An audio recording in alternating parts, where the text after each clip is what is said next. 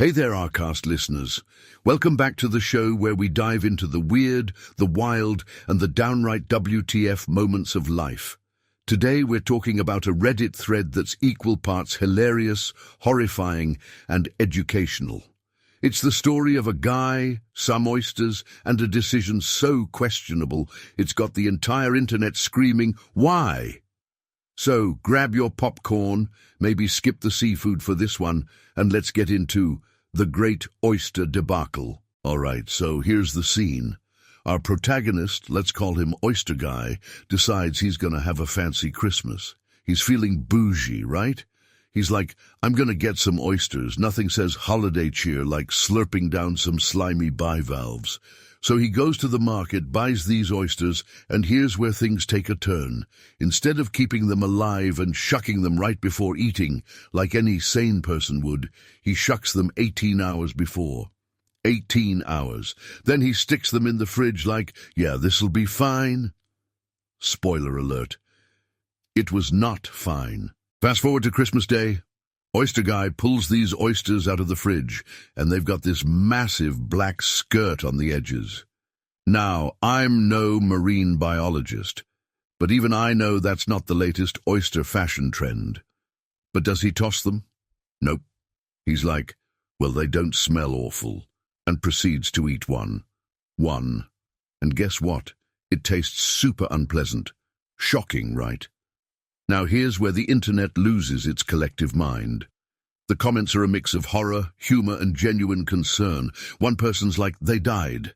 Another chimes in, they died the moment you shucked them. And then there's this gem.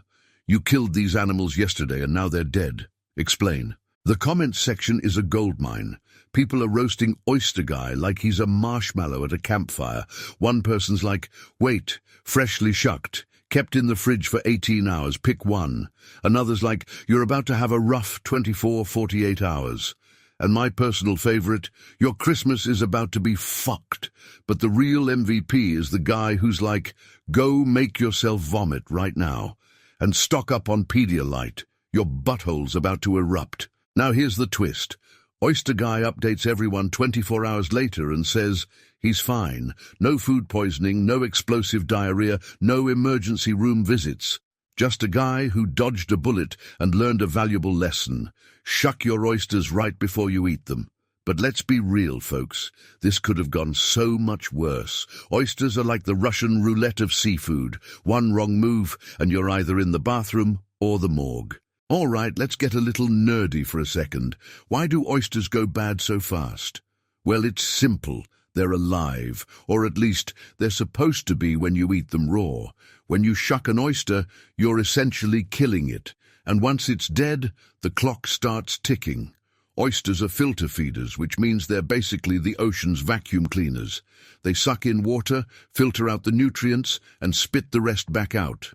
But here's the thing. They're also full of bacteria.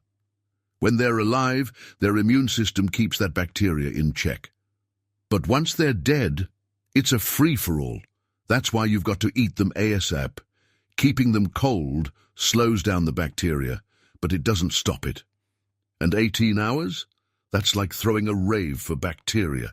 They're having a party, and you're the one who's going to pay the price. Now here's where things get interesting.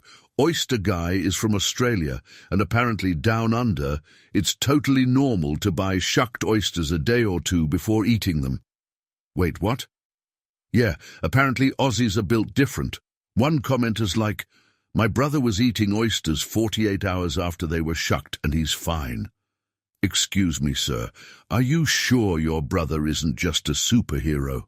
Because the rest of the world is over here like, if my oyster's been open for more than an hour, I'm calling a priest. But seriously, this might have something to do with the local oyster species or the way they're handled, or maybe Australians just have stomachs of steel. Either way, it's fascinating. Let's talk about shucking, because apparently Oyster Guy skipped this class. Shucking an oyster is like opening a safe. You need the right tools, the right technique, and a little bit of confidence. First, you've got your shucking knife. It's not a regular knife, it's short, sturdy, and designed to pry open those stubborn shells. Then, You've got to find the hinge, the little spot where the two shells connect. You wiggle the knife in, twist, and pop. The oyster opens up. But here's the catch. If you're not careful, you're going to stab yourself. And trust me, oyster shells are sharp. One wrong move and you're bleeding all over your fancy appetizer. So, if you're new to shucking, maybe practice on a few before you invite your friends over for a seafood feast. Or just buy them pre-shucked and eat them immediately. Your call. So what have we learned today? Oysters are alive until you shuck them. Then they're dead, and you've got a limited window to eat them. If your oyster looks or tastes weird, don't eat it. Just don't. Australians are either incredibly brave or incredibly lucky when it comes to oysters. Shucking is an art form, and if you're bad at it, you're going to hurt yourself. But the real takeaway here is this: respect your food. Whether it's oysters, steak, or a bag of chips, treat it with care.